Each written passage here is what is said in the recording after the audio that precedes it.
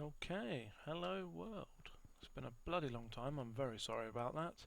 But my main plan. Sorry, I'm not actually sure why all of these are floating around now. But yeah, sorry, it's been my main plan for a while that when the Feed the Beast mod pack comes out, I'll do a lovely series of videos with it, with my friend Dave. As usual, unfortunately, he is still in the throes of computer problems. Believe it or not, we have actually narrowed it down to his graphics card, which is currently out for repairs. So, fingers crossed he'll be with us shortly. Now, the Feed the Beast mod pack, don't know if you guys are aware, it got released recently with the Feed the Beast launcher, and the mod pack is currently at a stage where there's most of the mods, but quite a few missing still. So, thought we'd test run it on the server. We're missing important stuff. There's no EE yet because it's being rebuilt. There's no Formcraft, and there's no Red Power. Red Power is a big loss to us. But I thought I'd gather a couple of people around and test run this multiplayer of it, just to give it a laugh. Even without actually playing Feed the Beast, it's still a good fun mod. So what we did the usual thing, and we started fresh and started playing about. Let me run off to our overworld. I don't know if anyone here is familiar with Mistcraft, I'm hoping you are, but it basically lets you make multiple worlds. I'll explain more about that in a minute. This is our overworld. We started somewhere in this direction when it loads, in the middle of the snow of all places. And we moved over here and we have a nice carrot field. We started planting up stuff, and and then it all began from there and started mucking about. But most of this stuff is... why are these things still floating around? That's very weird. Most of this stuff happened post my moving out. But got a nice little feed station going on here. But basically what happened was we started off fresh. We had a tiny little hut here just to live through the first night or two, and then decided what we want to do. And I made a couple of books and I went exploring. Now, with Mistcraft, for those who don't know, you can craft a book up and allow me to demonstrate. Now, normal book and normal feather. I should just make another book. My bad. This is just a quick demo, I'm not going to show you the whole caboodle of it. And actually let me show you a writing desk, so I can explain. Right, so in the beginning you have a book. Now these need leather to craft on, leather to craft on the new version of Minecraft, so it's more expensive than just spamming out reeds. Now with this book, if you place it in your grid with a feather, it will give you a descriptive book. Now that will lead you to another world, completely random if you don't change anything on it. Now that's really bad unless you have one of these. If you place a normal book in here, it gives you a linking book. Now linking books, they are saved, they'll teleport you back to the exact position where you just crafted it. So if I crafted it in the building, I'd come back to the building. Now this is a completely random world. If I right click on it, I can open it. It has no symbols listed yet because I haven't been to the world. And it has, if I click there, I will go to that world. Let me just warn the people.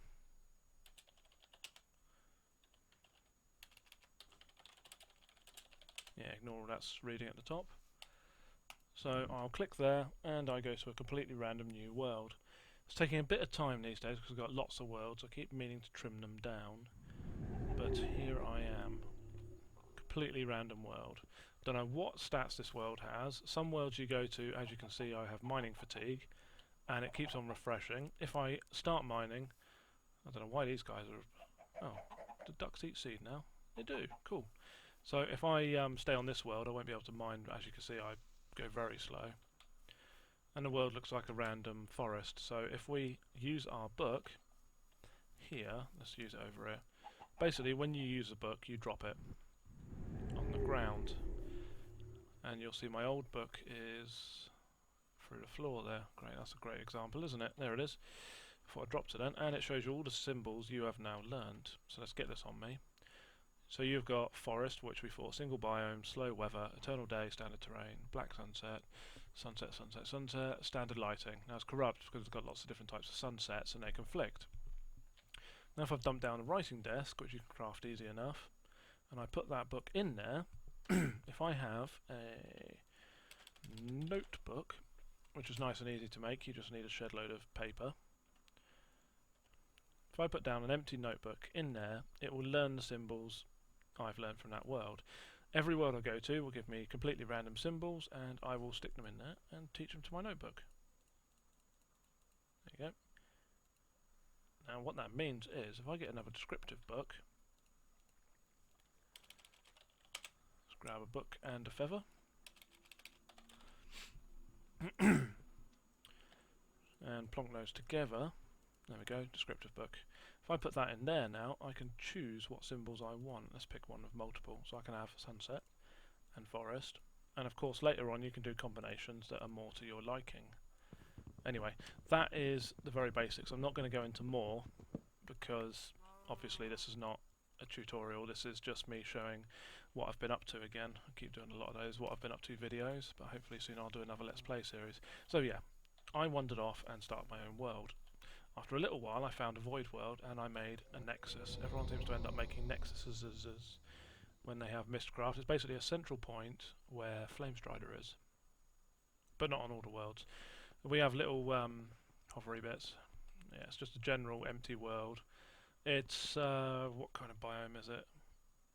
Mushroom Island, because no mobs spawn here then. It's bright, it's eternal day, the sun will never move. It's the usual stuff. Floaty Island, just so that we can have lots of portals lying about. There's only a few here because obviously there's only a few on the server. I'm not recruiting more for the server at this point because this is just a test run. It's not even the final version of Feed the Beast, and we won't be doing much on it. So yeah, you can make portals any size of this stuff, which is quite good. So I've got my portal over here, and this takes me to my world. Now my world I've been having a lot of fun. I had some help from Schmiert early on. Tried a few different things. I made reed farms, which I've abandoned, but still have the blocks in there, and they've got a crap load of reeds and all of that. I think I've still got loads of random mats lying around here from it. Had the usual crops to feed myself. Had some railcraft, blast furnace, steel, coke ovens, all of that. These wonderful chests from... ooh, I can't remember which mod that is now. Barrels, I mean. They're very handy. They can hold... there we go. They're easy enough to make, and they can hold 64 stacks. Yeah, 64 stacks of one type of item. So it tells you it's got 18 stacks there and 51. These have got 64 out of 64. So they're very useful for storing a lot of stuff. It's a bit more than double chest, I think. It's up to you, because the wood cost is a lot more than the double chest, and you can hold multiple items in double chests, but it's good because you can see what's on them and stuff. Anyway, enough of that. I've got rock crushers, I've got, oh yeah, the Steve's Carts thing. I haven't used much of that because rails are so expensive. Loads of messy chests. Rubber farm, the usual stuff. I started a nice little layout here, but I never really followed through with it. These are redstones, you get them in the overworld. We found a nice area of it. It's basically like red cobble that you can craft into brick walls. And we've got the usual pipes and stuff here from factorization, is it? I can't remember now, you know. It's not good. We've got a couple of other little machines going on here from another mod that I haven't actually looked at myself, but Schmiert was busy with. Lots of fun. You can get 300% or 300% or recovery from one piece of ore. Like you'll get free free iron out of one iron ore, and it's quite good, but it takes a very long time to do, so I still end up using the macerator. Now the thing is, this world was great fun. It's another eternal day. I crafted up, completely bright, all of that, so it's brilliant for solar panels. They will work 24/7, making them a lot more valuable, but obviously with Greg's Tech they're very expensive. So let me demonstrate that. I love Greg's Tech because one of the main problems, look at these, you need all kinds of cool stuff. To get silicon cells you need to industrial centrifuge a shed load of lazurite or something else, and redstone even, stack of sand if you really want to. Stack of sand will get you 2 silicon cells, which will be enough to make a solar panel, but to make the these ones you can use circuits or where is it? Come on, flick through. These ones, ion electron tubes, are much cheaper than normal circuits, in my opinion, because you can get loads and loads of them really easily, so I use them a lot. But for the next level solar panel, you need ridiculous mats. You've got the usual stuff here, but irradiated glass pane needs uranium with glowstone, so it gets quite expensive past that point. And the ultimate hybrid is still, whoops, the ultimate hybrid needs enriched sonarium, which takes a load of irradiated glowstone and sonarium, and what's the other? Sonarium alloy, which takes a shed load of irradium. Basically, it's very expensive. But Greg's Tech makes everything expensive, and I like that a lot more because, to be honest, on tech mods, when you get to the end of it and you've got everything, the fun starts to flake away for me. And with Greg's Tech, it takes months instead of, well, let's say weeks instead of an afternoon to get to the stuff I've got here. Quantum helmet, Gravi chest plates, very expensive. Ultimate lap pack, there's loads of that, iridium. A normal lap pack, it's very expensive. And on top of that, these are quantum suit. Gravitational engine needs Tesla coils, superconductors, cooling cores. Cooling cores need advanced heat exchangers, iridium, heat capacitor, reactor plating, all that stuff. 60k coolant cells, which need two 30ks and a load of cool stuff. And those need three 10ks and a load of tin. And those need to be stuck in a... oh dear. It was a headache. That took me about half an hour just to craft when I had all the mats lying around. But it's quite good. I haven't upgraded this yet. You can upgrade your quantum helmet to a... whoops, wrong recipe. You can upgrade a quantum helmet to an ultimate solar helmet, which has the solar panel, which gives 512 EUs a tick. Then that will restore energy to all your armor and all your gear, but it removes the feeding part of the quantum helmet. Now, if you're wondering why the gravity chest is so expensive, it has the ultimate lap pack in it, which feeds all your tools 10 million EU, so you can still use your tools unlike iridium armor. I mean, quantum armor normally. It has the same shield as quantum armor, so you can't take damage until your energy's gone, and the gravitational engines let you do this. Whee! And everyone may think, oh my god, flying. Again, another mod that does it, but it's so expensive and time consuming to get there that it's just like a lot better balanced. Forgot I've got a little quarry down here as well that I set from some tin engines, and it dug out a lot of stuff. Don't think I've even taken all of it to my other world yet. Yes, my other world. I decided to move out and start again with a better design, which I haven't yet done. My design's pretty crap. I'm just in process of making it. You may think, what's so special about this world? Allow me to demonstrate. It's a sky world. And there goes that cow.